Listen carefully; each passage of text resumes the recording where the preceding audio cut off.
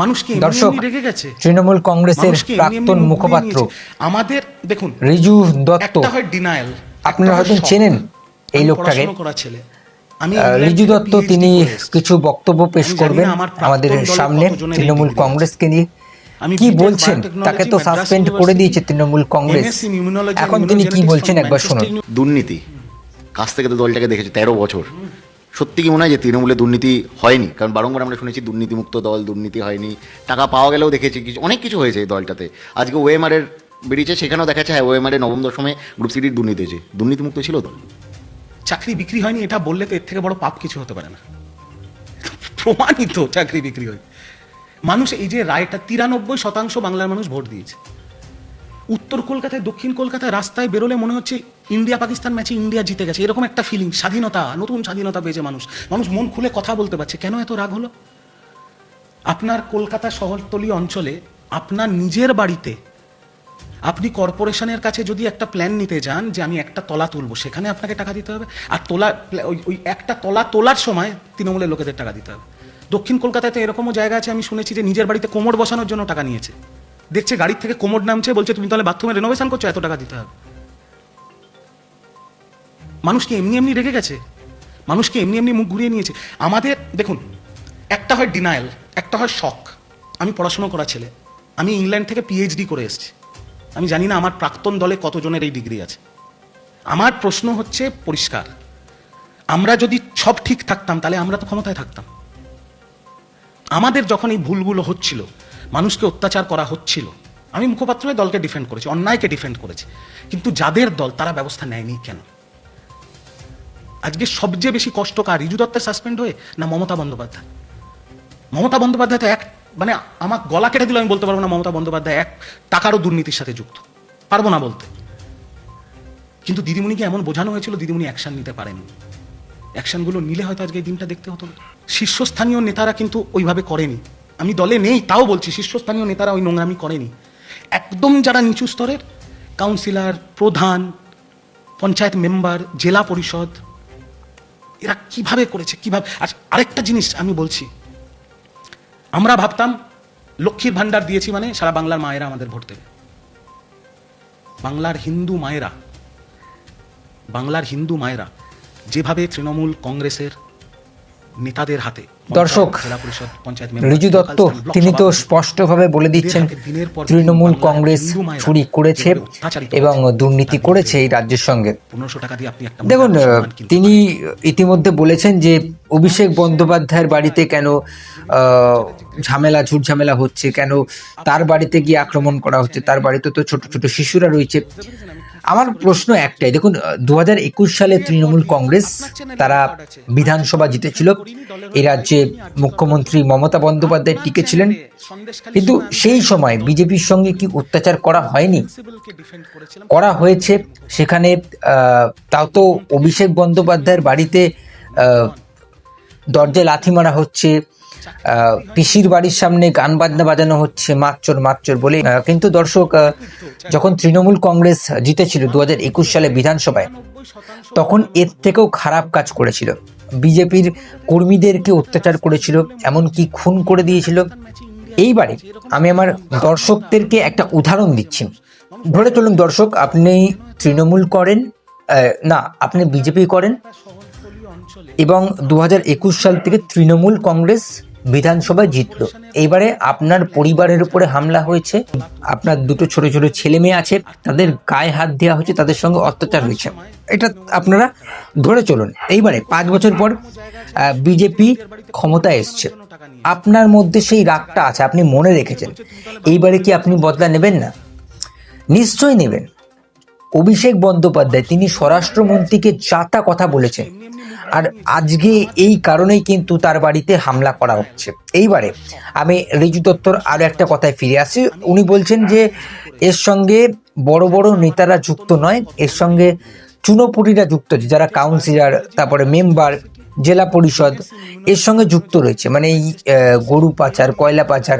দেখুন, উনি নিজেই বলছেন তৃণমূল কংগ্রেস যতগুলো ভোট পেয়েছে সব মমতাকে দেখেই ভোট দিয়েছে, উনি বলছেন এটা। তাহলে এই যে কালোবাজারি, মমতা যে হারলেন, তার কারণ জনতা জেনে গেছে যে মমতা খারাপ কাজ করেছে, সেই জন্যই তো মমতাকে ভোট দিইনি।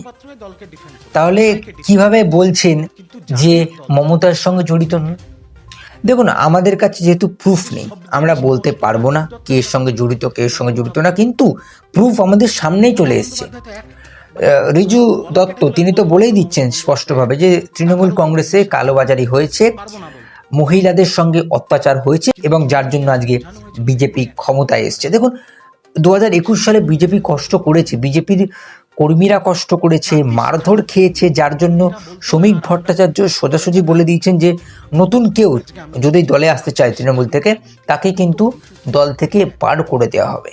তার কারণ এখন যেই দল জিতছে, এখন যেখানে দল ভারী সেখানে তো ভারী করা যাবে না, এবং এখন এটা হচ্ছে, এখন অনেক তৃণমূল কংগ্রেসের কর্মীরাও কিন্তু যোগদান করছে বিজেপিতে, এবং এই নিয়ে ঝামেলা হচ্ছে।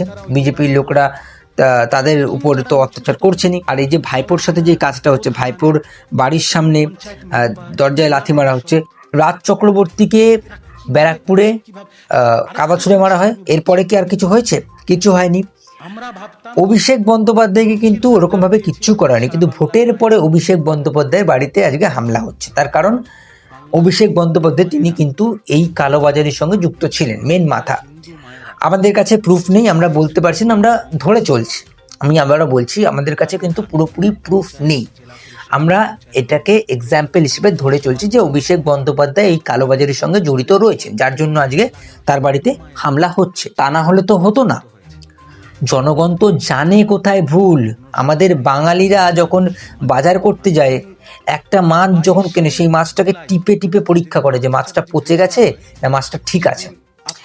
আর এখন যখন দেখছে যে কোন সরকার আমার জন্য বেটার, আমার রাজ্যের জন্য বেটার, যে কে আমার জন্য কাজ করবে, তাকেই তো ভোটটা দেবে। আর দেখুন না কে বেশি ভোট পেয়েছে, 207টা সিট পেয়েছে বিজেপি। সেই কাজটা করেছে বিজেপি, সেই কাজটা তো করতেও তো তৃণমূল কংগ্রেসকে, করেনি তৃণমূল কংগ্রেস। কি করেছে? এই রাজ্যের শিল্পোন্নতি তো হয়নি, শিক্ষার তো 12টা বেজে গেছে, শিক্ষা নিয়ে তো আর কিছু বলারই নেই। কালোবাজারি তো হয়েছে, টেবিলের উপর তলা নিচের তলা আমদানি রপ্তানি হয়েছে, এবং বাংলাদেশকে আপন ভাই, তুই আমি আপন ভাই এরকম বলা হয়েছে, যেটা বাংলাদেশ কোনো সময় বলতে আসেনি যে তুই আমি আপন ভাই। বাংলাদেশ সবসময় পশ্চিমবঙ্গ ভারতকে নিয়ে যা তা কথা বলে, কিন্তু আমাদের পশ্চিমবঙ্গের লোকেরা আবার বাংলাদেশকে আপন করতে চায়। এটাই তো আমাদের সব থেকে বড় দোষ। দেখুন, আরো একটা বিষয় উঠে আসছে, রিজু দত্ত যে কথাটা বললেন যে যদি এখন মমতা বন্দ্যোপাধ্যায় এখান থেকে মিছিল বের করেন, এবং দক্ষিণ কলকাতা থেকে হয়তো 100 জন হবে না, আর সেখানে যদি 100 জন হয় 100 জনই মুসলিম হবে। কিন্তু এখন বাংলার মুসলিমরাও কিন্তু পাল্টে খাচ্ছে বিজেপির দিকে, এটাই সত্যি। বিজেপির দিকে বাংলার মুসলিমরা পাল্টে খাচ্ছে, বিজেপির কে সাপোর্ট করছে। এবং আপনি জান না, উত্তরপ্রদেশে একান্তই অনেক মুসলিমরা ভাবছেন যে শুভেন্দু অধিকারী মুখ্যমন্ত্রী হয়ে গেছে, বিজেপি ক্ষমতায় চলে এসছে, আমার কি হবে, মুসলিমরা ভাবছে হয়তো।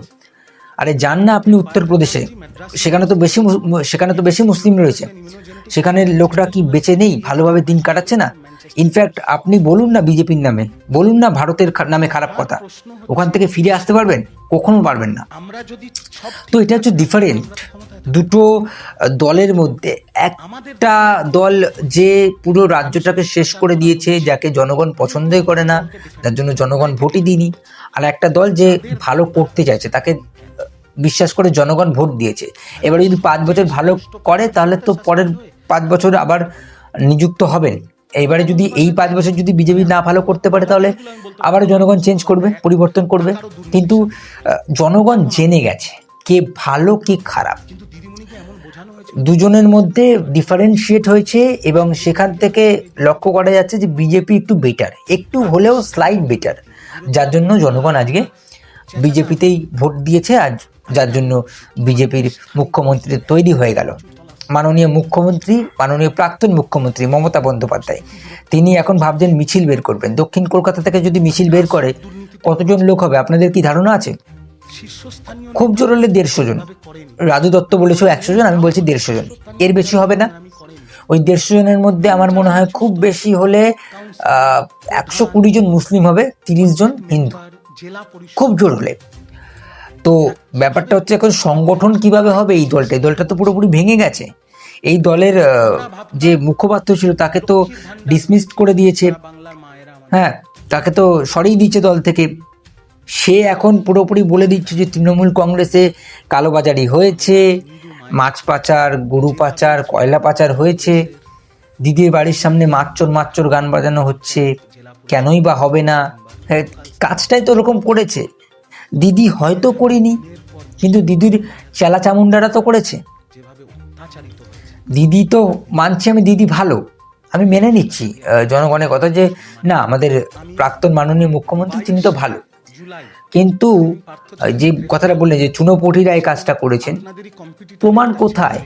চুনোপুটিরা করেছেন, প্রমাণটা কোথায়? প্রমাণটা দিন। প্রমাণিত নেই, আপনি বললেই হয়ে গেল। আপনার চ্যানেলে রেকর্ড আছে আর তো এটাই হচ্ছে, কিছু কিছু যুক্তিকতা বলেছে, তো এটাই হচ্ছে পার্থক্য। দেখুন, আমি আবার বলছি, কিছু কিছু যুক্তিসম্মত কথা তো বলেছেন, কিছু কিছু বলেছেন। বিজেপিকে নিয়ে বলেছেন যে বিজেপি একটু গুন্ডার রাজ বেশি। মমতা বন্দ্যোপাধ্যায়, অভিষেক বন্দ্যোপাধ্যায়ের বাড়ির সামনে হামলা করছেন, ব্যারিকেড সরানো হয়েছে। আমার প্রশ্ন হচ্ছে একটাই, ব্যারিকেড কার বাড়ির পাশে থাকে? যে মুখ্যমন্ত্রী, যার ক্ষমতা আছে, তার পাশে থাকবে ব্যারিকেড, তার বাড়ির সামনে থাকবে বাহিনী সরিয়ে দেওয়া হয়েছে, ব্যারিকেড সরিয়ে দেওয়া হয়েছে। এটা তো স্বাভাবিক ব্যাপার, সরিয়ে তো দেওয়া হবেই। আপনি তো এখন প্রাক্তন হয়ে গেছেন, এটা কেন মানতে পারছেন না? এটা কেন মানতে পারছেন না তৃণমূলের লোকেরা? কিছু শিক্ষিত লোক, আমি বলছিলাম না যে কিছু শিক্ষিত লোক তৃণমূল থেকে সরে গেছেন, কিছু শিক্ষিত লোক তৃণমূল থেকে সরে গিয়ে পলিটিক্স থেকে সরে গেছে। তারা বুঝতে পেরেছে না, পলিটিক্সে থাকতে গেলে ধৈর্যের ব্যাপার আছে, অনেক মার ধর সহ্য করে মুখ বুঝে। আজকে এই যে মমতা বন্দ্যোপাধ্যায়কে নিয়ে আলোচনা করছি আমি, মমতা বন্দ্যোপাধ্যায় কিন্তু যখন সিপিএম এর আমল ছিল তখন কিন্তু অত্যাধিক অত্যাচার সহ্য করেছে, তৃণমূলকে দাঁড় করিয়েছে, তৃণমূলের হয়ে লড়েছে, মুখ্যমন্ত্রী হয়েছেন। যখন দেখতে পাচ্ছে জনগণ যে না, দেশে পরিবর্তন দরকার, মুখ্যমন্ত্রী ভালো করছে না, তখন পরিবর্তন করে দিয়েছে। তো এটা তো মেনে নিতে হবে মাননীয়কে, তিনি মানছেন না। তো এটা হচ্ছে পার্থক্য দুই দলের মধ্যে।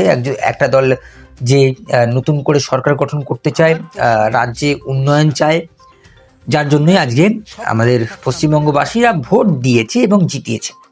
আর একটা দল তো পুরোপুরি সরে গেছে, তৃণমূল কংগ্রেস। কিন্তু ক্ষমতায় আসতে হলে মমতাকে রাস্তায় নামতে হবে, যেটা কিন্তু ঋজু দত্ত বলেছেন যে ক্ষমতায় আসতে হলে মমতা বন্দ্যোপাধ্যায়কে নামতে হবে। তার কারণ মমতা বন্দ্যোপাধ্যায়ের মুখ দেখে কিন্তু সবাই ভোট দিয়েছে। আর বিজেপিকে ভোট দিয়েছে লোক কেন? না, মোদির জন্য।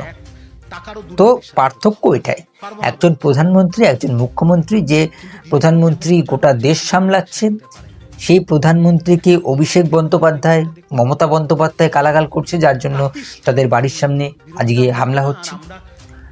তো কিছু কিছু তৃণমূল কর্মীরা এখন স্বীকার করতে শুরু করে দিয়েছে যে তৃণমূলে ভেজাল আছে। আমি বললাম না যে মাছ টিপে টিপে দেখে যে কোন মাছটা ভালো কোন মাছটা খারাপ, ওটা পরীক্ষা করছে এখন তৃণমূল কর্মীরা, এতদিন পর বুদ্ধি খুলেছে। যাই হোক দর্শক, আপনাদের কি মতামত থাকছে অবশ্যই জানাবেন। অনেক কিছু আলোচনা করলাম এই ব্যাপারটা নিয়ে, বিষয়টা নিয়ে আপনারা কি বলবেন?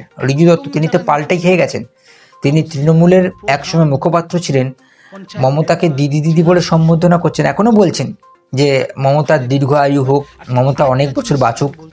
তো সেটা আলাদা ব্যাপার, সে তাকে নিয়ে একটা, তো সে তাকে একটা সম্মান দিচ্ছে, ঠিক আছে, তিনি সেই দলের মুখপাত্র ছিলেন, সম্মান দেওয়াটাই উচিত। তাহলে যখন তাকে সম্মান দিচ্ছেন, তাহলে কেন বললেন যে কালোবাজারি করছে? তাহলে তো মমতা বন্দ্যোপাধ্যায়কে খারাপ বলা হলো, তার কারণ তারই দল, সেই তৈরি করেছে। এবং কোনো কোনো সময় নাকি তিনি মুখ্যমন্ত্রী মমতা বন্দ্যোপাধ্যায়কে বলেছে যে প্রোটেস্ট করা উচিত, কিন্তু মমতা বন্দ্যোপাধ্যায় নাকি প্রোটেস্ট করেনি। তাহলে তো সেই ভুলটা মমতা বন্দ্যোপাধ্যায়েরই হয়েছে, তাহলে তো অ্যাকচুয়ালি ভুলটা মাননীয় মুখ্যমন্ত্রীরই হয়েছে, প্রাক্তন মুখ্যমন্ত্রী। তাহলে কেন বলছেন ঋজু দত্ত যে মাননীয়ার কোনো দোষ নেই? কমেন্টে অবশ্যই জানাবেন আপনাদের মতামত কি থাকছে। এই বিষয়টা নিয়ে আরো গভীরে আলোচনা করতে পারতাম, কিন্তু যা বলার বলেছি। আর দর্শক, কালকে কিন্তু ত্রিপুরাতে একটা ঘটনা ঘটেছে। ত্রিপুরাতে মাছ পাচার করতে গিয়ে কিন্তু দুজন বাংলাদেশি মারা পড়েছেন। দুজন বাংলাদেশিকে বিএসএফরা ডাইরেক্ট এনকাউন্টার করে দিয়েছে, মানে কোনো কথা হবে না। বিএসএফরা হয়তো প্রথমে এনকাউন্টার করে না, হয়তো সাবধানী বলেছেন যে এগিয়ে আসবে না, বা তার পার করে, যে কাটা তার থাকে সেই কাটা তার পার করে মনে হয় ভারতে আসার চেষ্টা করেছেন, সেখানে ডাইরেক্ট প্রথমে বলেছে যে আসার চেষ্টা করবে না, তারপরে ডাইরেক্ট এনকাউন্টার করে দিচ্ছে। তো যারা ভাবছেন যে বাংলাদেশ থেকে আবার ভারতে এরকম মাছ পাচার, গরু পাচার করবেন, সাবধান হয়ে যান, এইসব দিকে যাবেন না, সরকার কড়াকড়ি হয়ে গেছে। তো আজকে এতটুকুই আলোচনা ছিল। আমাদের চ্যানেল কিন্তু কোনো সময় মিথ্যা প্রচার বা মিথ্যা খবর ছড়ায় না। আমাদের চ্যানেলের সঙ্গে থাকবেন, পাশে থাকবেন সাবস্ক্রাইব করে। জয় হিন্দ, জয় ভারত।